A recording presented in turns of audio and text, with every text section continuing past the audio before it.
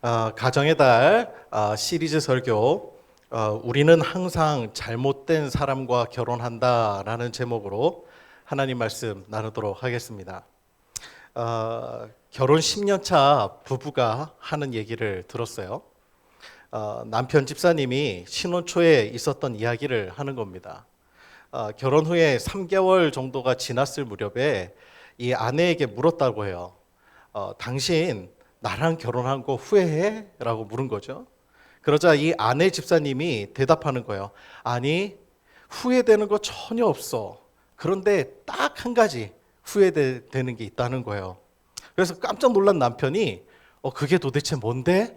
그렇게 물었답니다. 그랬더니 이 아내가 대답하기를 당신을 좀 더 일찍 만나지 못한 것이 후회돼. 그렇게 이야기하더라고요. 네. 그 말을 함께 듣던 교우들이 바로 요 반응이었어요. 요 반응. 참 좋을 때다. 뭐 이런 반응. 그래서 와, 이러시더라고요. 감탄해요. 그런 교우들의 반응을 딱 들으니까 이 남편 집사님 어깨가 쓱 올라가면서 이렇게 좀 힘이 들어가더라고요. 그런데 거기까지면 얼마나 좋겠어요. 그 이야기를 저쪽에서 곰곰이 듣고 있던 결혼 20년 차 권사님 한 분이 아내 집사님에게 이렇게 묻는 거예요. 그래? 그러면 요즘은 어때요? 라고 그렇게 물었다는 거예요. 그랬더니 그 아내 집사님이 이렇게 말하더라고요. 제가 그때 그렇게 말한 것을 후회해요. 이렇게 얘기하시더라고요. 아마 꽤 많은 분들이 공감하실 거라 싶어요. 그럼 목사 가정은 다르냐? 저는 한 10년 전쯤으로 아마 기억을 해요. 10년 전쯤에 아마 그때 아마 결혼 한 7년 차쯤 됐을 때였던 것 같아요. 뉴스에서 우리나라 국민들을 대상으로 가정 생활에 관한 만족도 조사가 이렇게 좀 나왔어요. 그 뉴스를 보다가 제가 아내에게 돌려서 한번 물어봤습니다. 당신은 만약에 내가 지금 죽으면 다른 사람한테 시집 갈 수 있어? 하고 그렇게 물었어요. 그랬더니 제 아내도 돌려서 이렇게 말하더라고요. 내 말은 아니고 그냥 들은 얘긴데 그놈이 그놈이래요. 그러더라고요. 그래서 박장대소하고 같이 웃었어요. 근데 아내가 이번에는 되묻더라고요, 저한테. 당신은 어떻게 할 거예요? 여러분, 남편분들 이때 조심해야 돼요. 이게 함정입니다, 함정. 저는 그때 순전히 그냥 웃기려고 제 아내한테 그랬어요. 결혼 한 번 해보니까 두 번 할 건 아닌 것 같아. 그랬어요. 그때 그러고는 혼자서 철없이 막 웃는데 아내 표정은 완전히 정색이 딱 돼갖고 그날 제가 쫓겨날 뻔했습니다. 정말. 결혼은 분명 축복이죠. 그래서 많은 이들에게 알리고 축하를 받는 거죠. 그런데 많은 기혼자들이 결혼을 무덤에 비유하고는 합니다. 결혼하고 나서 내가 사라진 것 같다. 그런 표현을 하죠. 결혼 생활이 그만큼 쉽지 않다는 거예요. 그 남아프리카 공화국에서 가장 존경받는 인물을 꼽으라면 단연 그 넬슨 만델라를 꼽습니다. 그가 흑인 해방 운동하고 인종 차별에 맞선 인권 운동가였고, 그리고 남아공 최초의 흑인 대통령이기도 했지요. 남아공 사람들이 그를 얼마나 존경하는가, 남아공 지폐를 보면 알아요. 세계 각국의 지폐에는 역사적으로 가장 존경받는 인물들이 다 그려져 있죠. 그래서 우리나라 지폐만 봐도 뭐 이순신 장군서부터 뭐 율곡이, 그 다음에 뭐 세종대왕, 그 다음에 뭐 신사임당, 뭐 이렇게 그려져 있습니다. 그런데요, 남아공 지폐는 되게 독특해요. 남아공 지폐에는요, 독특하게도 동물 그림들이 그려져 있어요. 화폐 단위별로요, 콧불소, 코끼리, 사자, 물소, 표범이 그려져 있는 거예요. 왜 그럴까요? 그만큼 존경할 만한 인물이 없다는 거예요. 그런데 원래부터 없었나? 그렇진 않았던 것 같아요. 과거에 남아공은 이 네덜란드의 식민지였는데 처음 네덜란드인들을 끌고 남아공에 정착했던 인물 중에 리 베크라고 하는 분이 있대요. 그러니까 이분이 어쩌면 식민지기 개척한 사람이죠. 그분의 초상화가 거기에 그려져 있었다는 거예요. 그런데 지금은 싹 사라지고 그 모든 지폐에, 모든 화폐 앞면에 이 동일하게 들어가 있는 인물이 있다는 거예요. 그 사람이 바로 이 넬슨 만델라입니다. 이 넬슨 만델라는 흑인 해방 운동을 주도했다는 이유로요, 무려 27년 동안 감옥살이를 해요. 그곳에서 숱한 회유와 고문, 그리고 강제 노동을 참아내면서 단 한 번도 자신의 의지를 꺾지 않았다고 하죠. 그래 참 존경할 만하죠. 그 후에 추록해서 대통령이 됩니다. 그런데 이 넬슨 만델라의 위대함은 이때부터 더 빛나요. 자신에게 고문했던 사람들, 또 흑인들을 억압하고 학대했던 백인들에게 복수하지 않습니다. 임기 동안 화해를 이루기 위해서 엄청 노력하고요. 그리고 남아공을 이 안정적으로 성장을 시켜요. 그런데요, 이 넬슨 만델라에게도 아이러니가 하나가 있어요. 그런 넬슨 만델라가 이 감옥에서 나온 후 6개월 만에요, 아내와 이혼합니다. 감옥에서 무려 27년을 견딘 사람이 아내와 6개월을 견디지 못했다는 거예요. 여러분, 결혼이 이렇게 빡센 겁니다.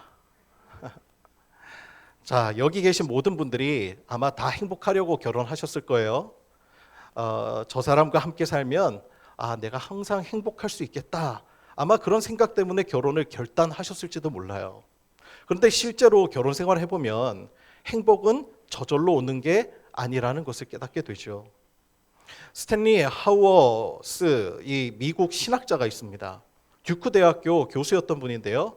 이분이 결혼에 대해서요, 정말 충격적인 한마디를 하셨어요. 그게 뭐냐면, 우리는 항상 잘못된 사람과 결혼한다입니다. 오늘 설교 제목이기도 합니다. 그분이 하신 말이에요. 그런데 여러분, 이분의 표현이 너무 거칠죠. 그런데 이분이 이어지는 이분의 뒷말이 되게 중요해요.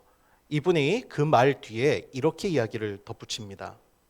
왜냐하면 우리가 결혼한 그 사람은 우리가 생각했던 그 사람이 아니라는 사실을 결혼을 한 다음에야 알게 되기 때문이다. 이렇게 이야기합니다.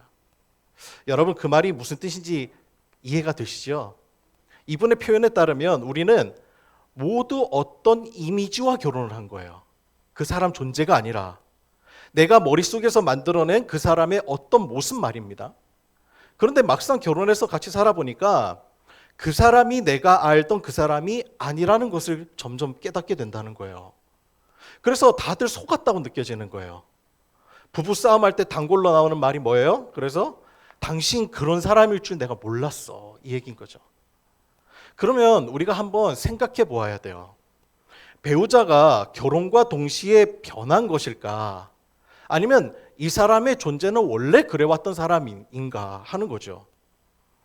대부분요, 원래 그 사람, 그 자신이었을 확률이 훨씬 높습니다. 결혼이 사람을 바꾼다?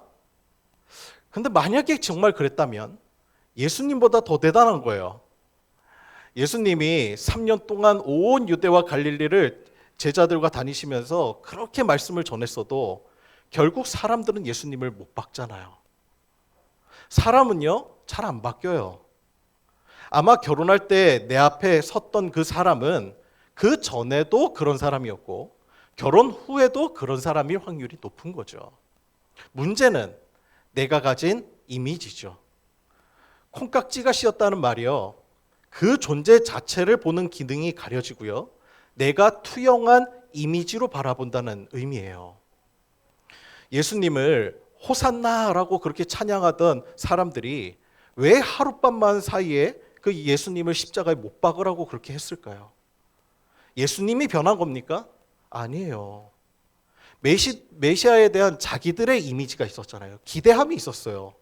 예수님의 능력을 보니까 지금 우리 민족을 로마의 압제에서 구원해 주실, 그래서 다윗의 왕국을 다시 재건할 제왕으로서의 강력한 군주로 예수님을 인식하고 기대했단 말입니다. 그런데 예수님의 행보가 자신들이 생각한 그 이미지와 너무나도 다르니까, 그러니까 막 분노가 일어나고 십자가에 못 박으라고 그들이 바뀐 거예요. 여러분, 이런 일이 우리 가정에서도 일어날 수 있는 거죠. 저의 이상형은요, 현모양처였어요. 그런데 한번 여러분 이 말을 깊이 생각해 보세요. 그 말이 좋은 말입니까? 과거 가부장 사회에서는요, 이상적인 아내의 모습으로 그렇게 표현되지만 사실 이건 대단히 이기적인 의미죠. 아내는 아이들 교육도 잘해야 되고 남편 내조도 잘하는 존재. 그러니까 아내를 그저 나를 돕는 존재로만 바라보는 거예요. 그러면 아내는 어떻겠어요? 아내도 아내가 꿈꾸는 이상형이 있었겠죠? 그럼 거기에 저는 몇 가지가 부합이 되겠습니까? 사실. 여러분 옛날에 드라마 선덕여왕 아실지 모르겠어요. 거기에 미실이라고 하는 인물이 자기 사람들을 향해서 이런 말을 내뱉습니다. 되게 유명한 대사예요. 사람은 능력이 모자랄 수 있습니다. 사람은 부주의할 수 있습니다. 사람은 실수할 수 있습니다. 사람은 그럴 수 있습니다. 하지만 내 사람은 그럴 수 없습니다. 미시리의 사람은 결코 그럴 수 없어. 이런 대사예요. 이 장면 보신 분들 아마 카리스마 넘친다고 생각했을지 몰라요. 자기 사람을 향한 절대적인 신뢰처럼 들리죠.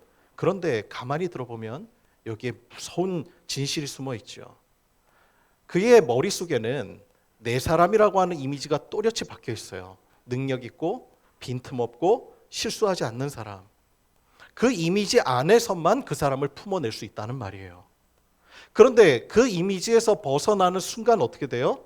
능력이 모자라거나 부주의하거나 실수하면 그 순간부터 그 사람은 내 사람이 아니게 되는 거예요. 그러니까 화가 나는 거죠. 그러니까 이 미실은 사실 그 사람을 사랑한 게 아니에요. 자기가 만들어낸 이미지를 사랑한 거죠. 그래서 결국 그 미실 곁에 있는 사람들이 다 죽어나가지요. 그런데 여러분 이게 과연 그 미실만의 이야기인가 하는 거죠. 우리도 똑같지 않나요? 다른 사람한테는 한없이 부드러우면서 내 배우자한테는 가장 박한 존재. 그게 바로 우리. 왜 그렇습니까? 내 머릿속에 내 남편은 이래야 된다. 내 아내는 이래야 된다. 그것을 입 밖으로 또는 정리를 안 해서 그렇지 내 속에 그런 이미지가 그려져 있진 않나요? 그게 하나씩 깨질 때마다 우리 안에 분노가 일어나죠. 서운해요. 배신감을 느껴요. 그런데 사실 배우자가 우리를 배신한 게 아니죠. 우리가 만든 이미지를 그 사람이 채워주지 못한 거죠. 결국에요, 우리는 그 사람을 사랑한 게 아니라 우리가 만든 그 이미지를 사랑한 걸 수도 있다는 거죠. 유대 철학자 마르틴 부버라고 하는 분이 계세요. 이분이 쓴 유명한 책이 있죠. 나와 너입니다. 마르틴 부버가 자신의 저서에서 사람이 타인을 만나는 방식이 두 가지로 나뉜대요. 첫째는 나와 I 그리고 it, 그것. 그런 관계고요. 두 번째로는 온전한 관계, 나와 너의 관계입니다. 첫 번째는요, 이거죠. 사람을 너로 보지 않고 그것으로 본다는 말이 뭡니까? 상대방을 그 자체로 소중한 존재로 마주하지 않고 도구로 본다는 의미예요.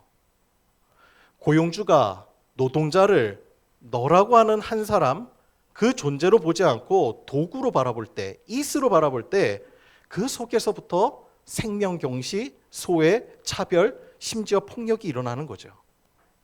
그런데 부부관계라고 다를까요? 사람은 원죄 사건 이후에요, 근본적으로 자기중심적입니다. 본능적으로 자신의 만족, 자신의 생각, 자신의 욕구를 우선시합니다. 여러분 사실 솔직해져 봐요. 우리 결혼 생활하면서 이제 가장 좋은 배우자는 누구예요?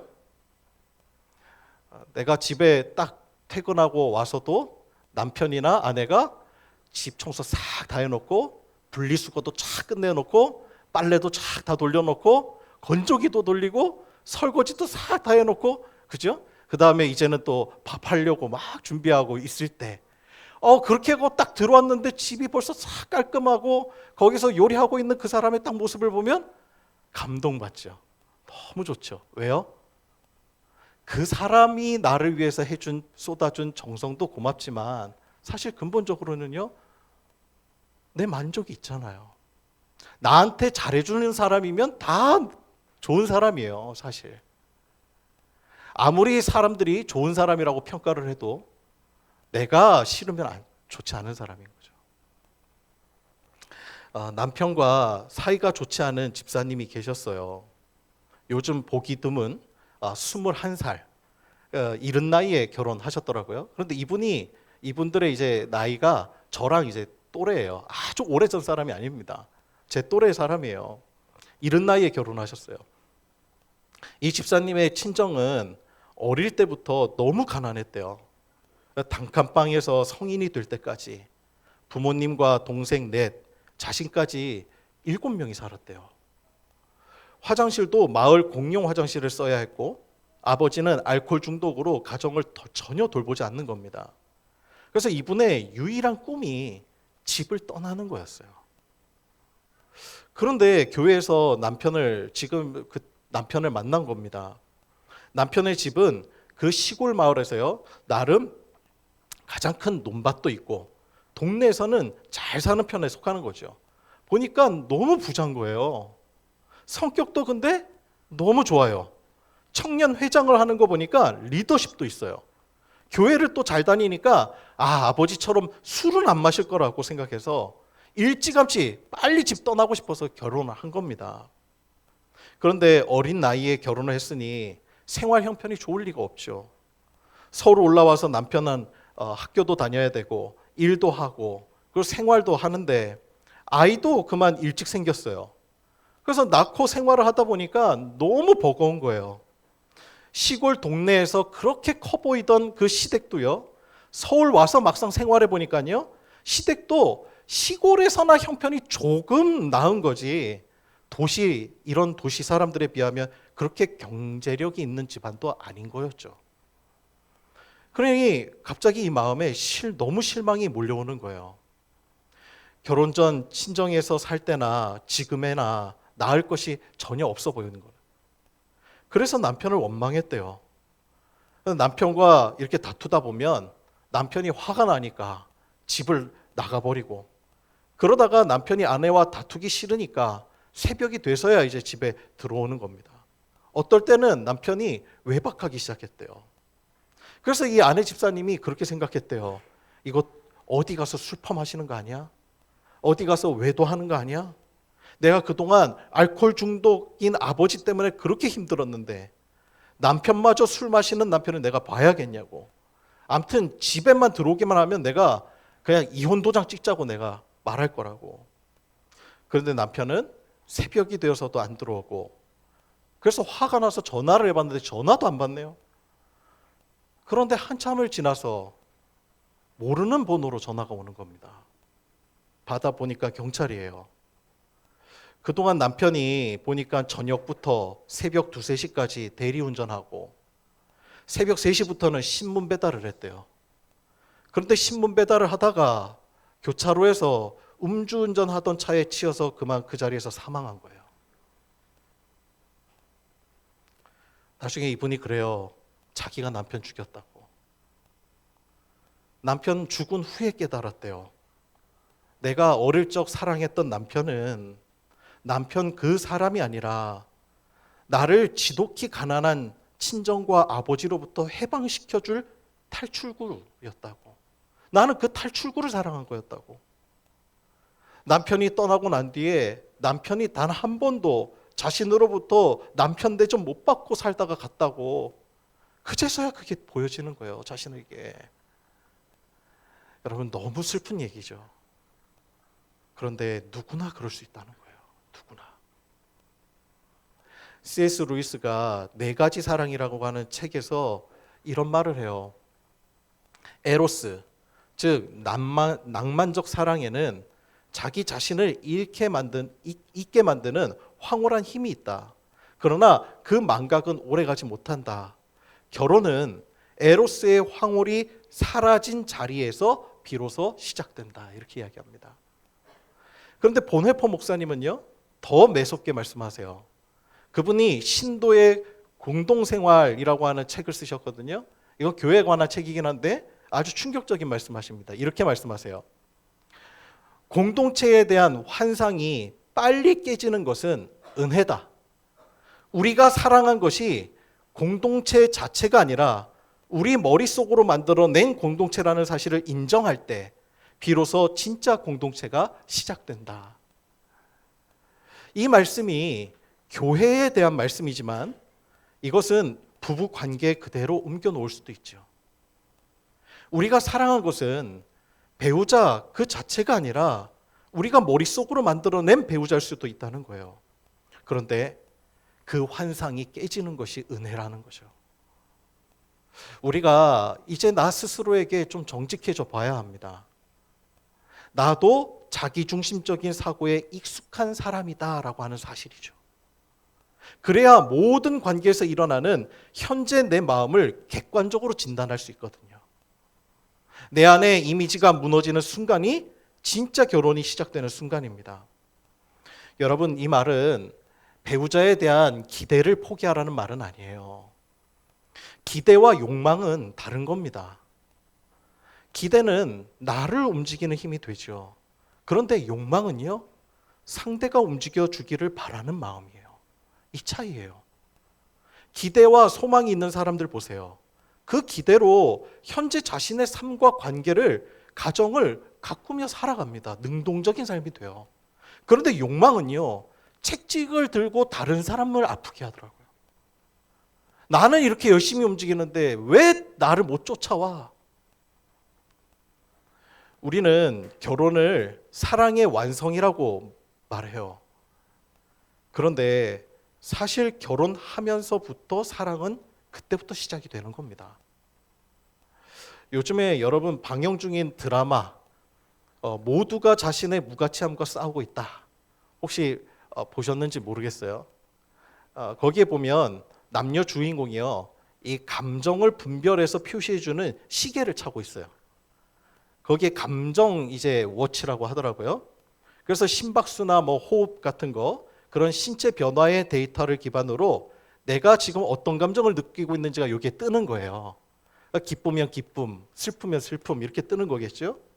그런데 거기에 이런 대사가 나와요. 시계에 사랑은 뜨지 않는데요. 사랑은 관념적 단어이지 감정적 단어가 아니기 때문에 그냥 설렘, 짜릿, 긴장, 기쁨 그 정도로만 뜬대요. 그때 순간적 감정만. 그런데 여러분, 이 말이 맞아요. 사랑이 관념적 개념이다. 감정적 개념이 아니라는 거죠. 그런데 성경에도 보면요, 사랑을 감정적 단어로 표현하지 않아요. 고린도전서 13장 4절 이하를 한번 보세요. 제가 읽어드릴게요. 잘 들어보세요.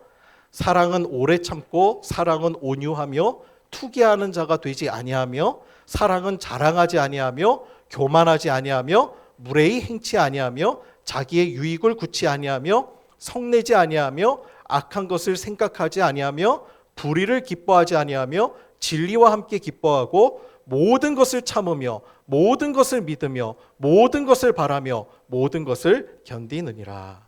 아멘. 많은 사람들이 간혹 그렇게 말해요. 사랑이 식은 것 같아요. 여러분, 여기서 말하는 사랑이 뭘 의미하는 거죠? 감정이죠. 설렘이 사라진 것을 그렇게 표현하는 거예요. 그런데 그 감정은요, 오래가지 못해요. 그렇게 하도록 하나님이 우리를 설계하신 거예요. 제가 그랬죠. 결혼 10년, 20년 지났는데 아직도 배우자를 보면 가슴이 떨린다? 그런 분 계세요? 그러면은 그분 빨리 병원 가보시라 했죠. 그거는 설렘이 아니라 부정맥이 온 거라고. 그죠? 사랑은요, 그런 감정적인 표현이 아니라 뭐라고 표현해요? 사랑은 오래 참는 거래요. 온유한 거래요. 투기하지 않고 자랑하지 않고 교만하지 않고 무례히 행치 아니하는 거래요. 그러니까 여러분, 잘 보면 사랑은 감정이 아니라 태도에 가깝다는 거예요. 오래 기다려줄 수 있는 마음이 사랑이에요. 내 속 시원하자고 함부로 말하는 사람이 아니라 설사 상대방의 실수와 잘못이 있다 하더라도 그의 마음이 상하지 않도록 다정하게 말하기 위해 고민하고 애쓰는 그 시간이 사랑이래요. 그러한 태도가. 그래서 사랑을 한다는 것은요, 시점의 변화인 거예요. 나에게서 그 사람에게로. 내가 얼마나 힘든지를 들여다보던 그 시선을 상대가 얼마나 힘든지로 옮기는 그 일, 내 짐의 무게만 느끼던 마음을 옆 사람이 지고 있는 짐의 무게로 옮기는 일, 그게 사랑이 자라는 길이래요. 어느 집사님의 이야기예요. 이분이 결혼 12년 차에 너무 힘들어 하시면서 넌지시 그냥 그런 말씀을 하시더라고요. 저는 진짜 최선 다해서 살았어요. 새벽에 일어나서 도시락 싸고 아이들 학교 보내고 직장 다니면서 야근하고 집에 와서 살림하고, 그런데 남편은 나를 알아주지 않는 것 같아요. 칭찬 한마디가 없어요. 그냥 그림자처럼 살고 있어요. 그런데 그 말씀을 신방 때 가만히 침묵하고 듣고 있다가 이렇게 한번 여쭤봤어요. 집사님, 제가 한 가지만 여쭐게요. 남편분은 요즘 어떠세요? 집사님이 한참 생각을 하시더니 이렇게 말씀하세요. 목사님, 잘 모르겠어요. 늦게 들어오면 피곤하다고 그냥 들어가서 자고, 솔직히 우리는 대화가 거의 없어요. 그래서 제가 다시 여쭤봤어요. 그러면 남편분은 회사에서 요즘 어떤 일을 하고 계세요? 무슨 압박이 있는지 아세요? 무슨 그분이 꿈을 꾸고 계세요? 그분에게 어떠한 외로움이 있으신가요? 그분은 어떤 싸움을 싸우면서 살아가고 계실까요? 그분은 어떤 불안이 있는지 혹시 알고 계시나요? 이야기를 가만히 듣고 계시다가 눈물이 글썽글썽 그리시더라고요. 그러면서 말씀하시는 거예요. 목사님, 몰라요. 저는 그 사람의 마음을 하나도 몰라요. 한 집에서 12년을 살았는데 그 사람이 요즘 무슨 생각을 하는지 제가 정말 몰랐네요. 여러분, 결혼한 지 오래된 우리가 종종 놓치는 게 무엇인 줄 아세요? 우리는요, 각자 자기의 싸움을 싸우면서 살아가요. 그런데 내가 얼마나 힘든지만 보고 있는 거예요. 내가 짊어진 짐이 무거워 보여요. 그런데 옆에 있는 그 사람도 우리가 모르는 무게를 짊어지고 있어요. 남편이 회식 끝나고 늦게 들어와서 소파에 앉아 멍하니 텔레비전을 보고 있을 때 그 침묵 속에 무엇이 있을까요? 오늘 낮에 회사에서 누군가에게 무시당했을지도 몰라요. 어떤 사람한테 모욕적인 말을 들었을지도 몰라요. 그런데 차마 가족한테는 말 못하고 그냥 혼자 삼켰을지도 몰라요.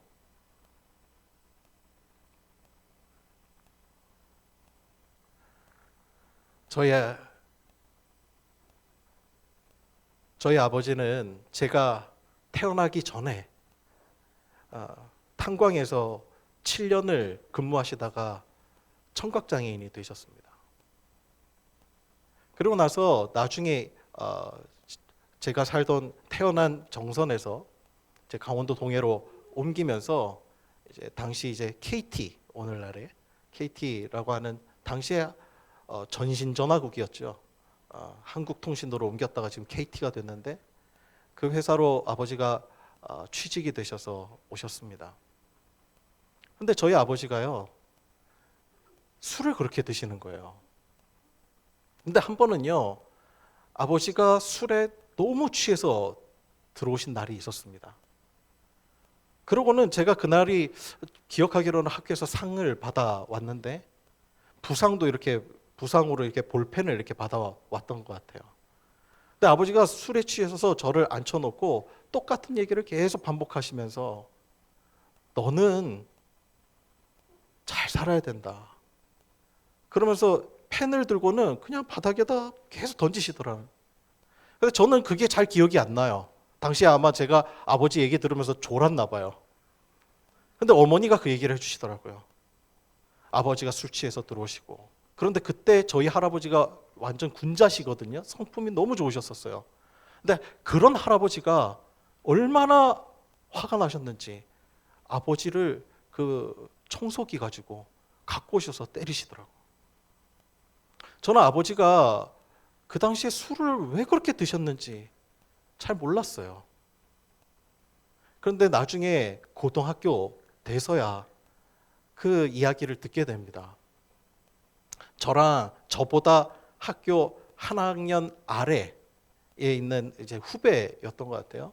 그 동네가 좁다 보니까 어느 집에 누가 사는지 대충 알죠. 근데 저희 아버지가 이제 그 당시에 인터넷이 잘 연결이 안 돼서 아마 전화국에다 인터넷 연결 요청, 서비스 요청해갖고 저희 아버지가 그 기사로 가셨던 모양이에요.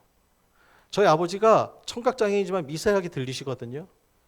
근데 이 아이가 그게 안 된다고 저보다 어린 아이가 저희 아버지한테 뒤에다 대고 왜 안 되냐. 근데 저희 아버지가 잘 못 들으니까 엉뚱한 얘기를 하니까 죄송한 표현입니다. 이 병신이 와갖고 이 뭐 하는 거냐고.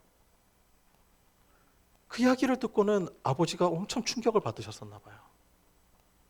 그러고는 그렇게 아버지가 회사 생활을 해오셨다는 것을 나중에 알았어요. 묻지 않으면 모르죠. 그저 혼자 삭히면서 혼자 싸움만 싸우면서 살아갈 뿐입니다. 우리가 모르는 가운데 각자의 싸움을 싸워가는 배우자들이 있어요. 아내가 부엌에서 설거지하면서 한숨 푹 쉴 때 그 한숨 속에 무엇이 있을까요? 오늘 하루 종일 누구에게도 환영받지 못한 외로움이 있을 수도 있죠. 나는 이 집의 가정부인가? 그런 자괴감이 있을지도 몰라요. 여러분, 바로 이거예요. 사랑은 혼자 할 수 없죠. 상대에 대한 태도, 인내를 배우고 훈련하는 과정을 통해서 서로를 신뢰하게 되고 유대감 속에서 서로를 믿고 의지할 수 있는 평온한 관계가 바로 사랑이라고 말하기 때문입니다. 그래서 서로를 사랑하게 되면, 결혼을 하면 그제야 내가 가진 이미지가 무너지는 경험, 감정적 단어가 하나씩 지워지는 경험, 그럼에도 서로를 지지하고 응원해 줄 사람이 되어가는 것, 그것이 결혼이 진짜 사랑의 그때부터 시작점이 되는 거죠. 아프리카 마을에서는 사람이 급류를 건너야 할 때 큰 돌을 하나씩 들고 건넌다고 하죠. 처음 듣는 사람들은 이상하게 생각해요. 아니, 가벼워야 잘 건너지. 무거운 돌을 들면 어떻게 급류를 건너요? 그런데 그 돌의 무게가 발을 단단히 땅에 붙여줘요. 그래서 그 무게 때문에 급류에 휩쓸려 가지 않는다고 하죠. 사람이 가진 짐이 때로는요, 그 사람을 살리게 되는 거예요. 여러분, 결혼이 짐이에요? 솔직히 가끔 그럴 때가 있죠. 그렇게 느껴질 때가. 자녀가 그렇게 느껴질 때도 있죠. 배우자가 그렇게 느껴질 때가 있죠. 가끔은 너무 무겁죠. 그런데 사실 생각해 보면요, 내가 내 삶의 의미를 모르겠어요. 근데 아니에요.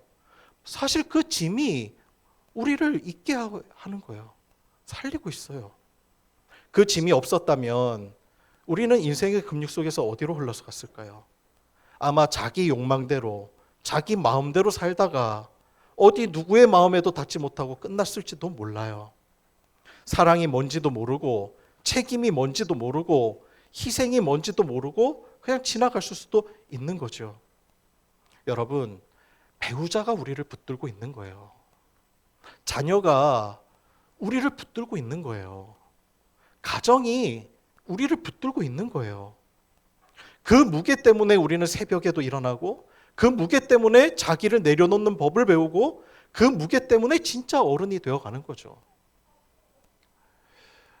여러분, 바로 그 부분입니다.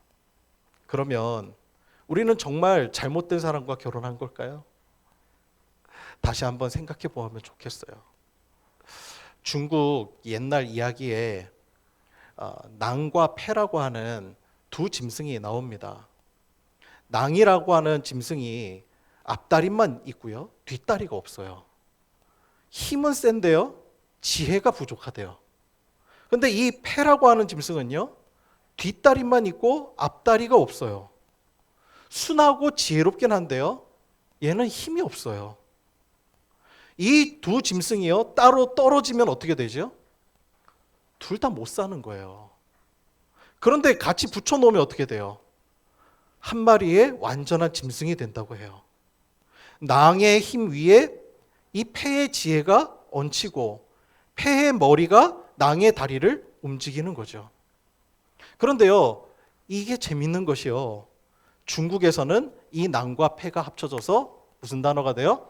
낭패가 되죠. 낭패를 당했다, 낭패를 봤다. 여러분, 낭패를 봤다고 하면 우리는 좋은 뜻이에요, 나쁜 뜻이에요? 나쁜 뜻이죠.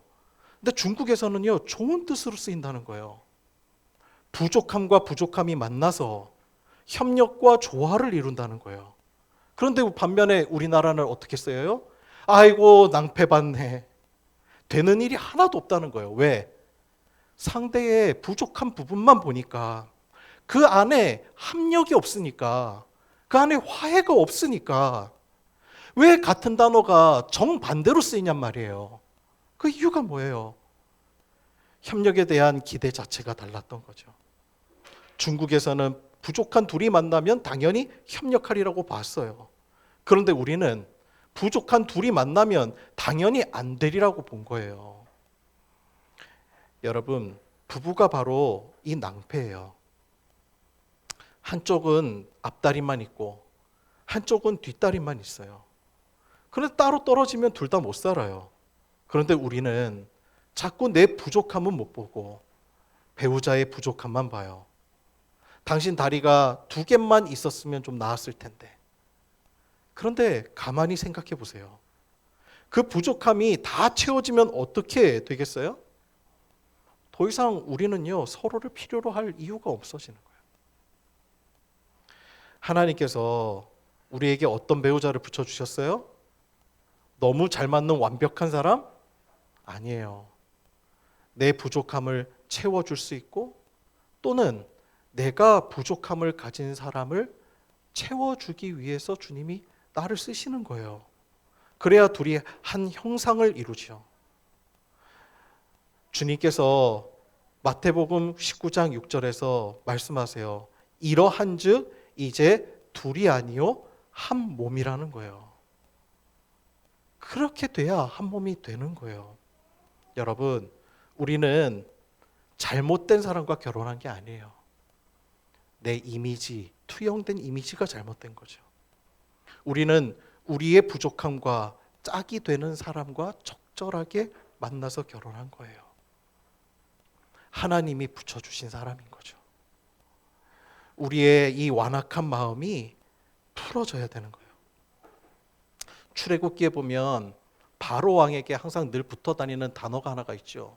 바로 완악이라고 하는 단어입니다. 그 이 마음이 강팍했다라고 하는 뜻, 완악했다라고 하는 단어가 반복되는데 이게 히브리어로요. 하체크라고 하는 단어입니다. 이게 다르게 보면 마음이 강하다 라고 하는 뜻인데요.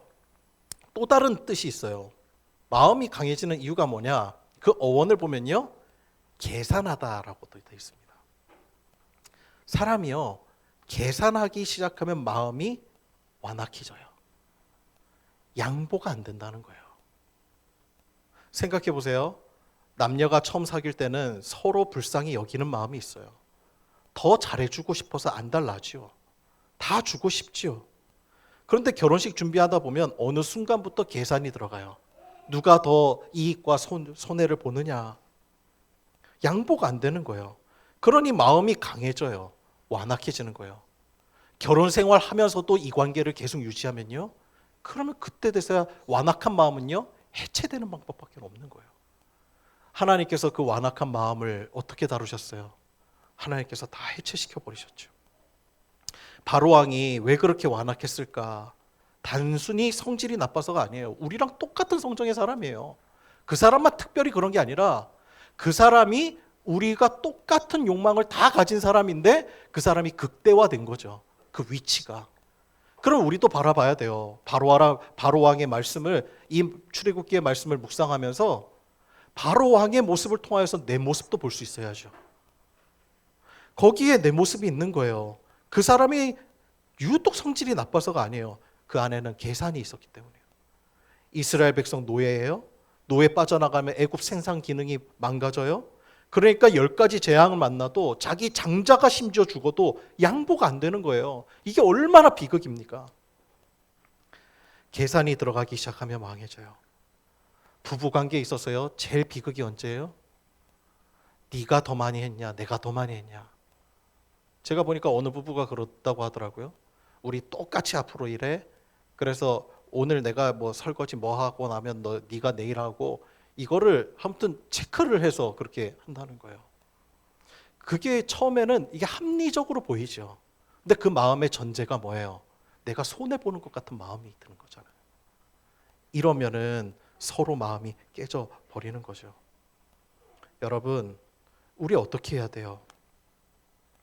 우리의 마음에 좀 더 줘야 될 거를 헤아리는 마음이 좀 있어야 될 것 같아요. 제가 어느 농부 이야기 하나 들려드리고 말씀을 좀 정리할까 합니다. 어느 농부분이 밤늦게까지 자기 논에 물을 댔대요.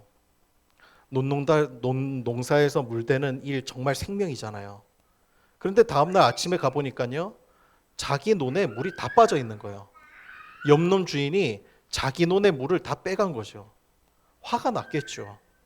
그런데 이분이 크리스천이세요. 그래서 참았어요. 근데 다음 날도 똑같은 일이 반복되는 거예요. 그래서 참았어요. 용서했어요. 70번씩 7번이라도 용서하라. 그 말씀 그냥 떠올리면서 화를 누르고 또 눌렀어요. 대단한 거죠. 말씀에 순종한 거죠. 그런데 순종은 했는데 마음에 평화가 없어요. 기쁨이 없어요. 순종했는데 도무지 마음에 안식이 없는 거예요. 그래서 이분이 무릎을 꿇고 하나님 앞에 기도한 거예요. 하나님, 제가 주님의 말씀대로 용서했는데 왜 제 마음에 평화가 없습니까? 그때 마음속에 임한 응답이 무엇이었는지 아세요? 옆논에 물 빼앗기는 걸 억지로 참으려고 하지 말고 네가 옆논에 먼저 물을 대주어라. 거기를 먼저 채우라는 거예요. 너무 충격적이죠. 자기의 논에 물을 매일같이 빼가는 그 사람의 논에 먼저 자기 손으로 물을 대주라. 그 논에 직접 물을 대주기 전까지는 진짜 결코 평화가 없을 거라는 응답이었어요. 여러분, 화 잘 참는 것 대단한 거죠. 용서하는 것 대단한 일이죠. 그런데 이것만으로는 끝이 아니라는 거예요. 그것만으로 마음의 평안이 오는 게 아니라는 거예요. 파격적인 행동이 필요해요. 사랑이 필요한 거예요. 주님은 우리에게 사랑하라고 하셨지 용서하라고 말씀하신 게 아니에요. 이웃을 내 몸과 같이 사랑하라고 하셨지, 원수를 사랑하라고 하셨지, 용서 정도에 머물라고 말씀하신 게 아니에요. 왜? 근본적으로 먼저 사랑을 해야 평화가 오는 거예요. 나를 분노케 하는 그 사람을 향하여 희생하고 섬기는 거, 먼저 그 논에서부터 물을 채우라. 압도적인 수압으로 그 물을 대주고 나니까 이 농부의 마음에 그제야 진짜 기쁨과 평화가 찾아왔대요. 그리고 더 놀라운 건요, 그 이웃의 마음도 함께 열렸다는 거예요. 여러분, 부부 관계도 그래요. 배우자가 나를 서운하게 했나요? 화나게 했나요? 알아주지 않나요? 잘못했나요? 참고 아무 말 입 꾹 닫는 것으로 그냥 끝내지 마세요. 용서하는 것 좋죠. 거기서 멈추지 마세요. 그 사람의 마음을 바라봐주고 그 마음의 논에 먼저 물을 대주세요. 남편이 화나게 했다면 그 남편을 위해서 먼저 따뜻한 밥상을 차려줘요. 아내가 서운하게 했다면 아내를 위해서 먼저 꽃 한 송이라도 사들고 들어가는 거예요. 손편지 한 장 써보세요. 내가 왜 먼저 그래야 되죠? 그게 어떻게 보면 우리 인간의 본능적인 반응이겠죠. 그런데 그리스도인이라는 것은 우리의 마음의 감정대로 반응하는 자가 아니라 주의 말씀 앞에 순종하는 자잖아요.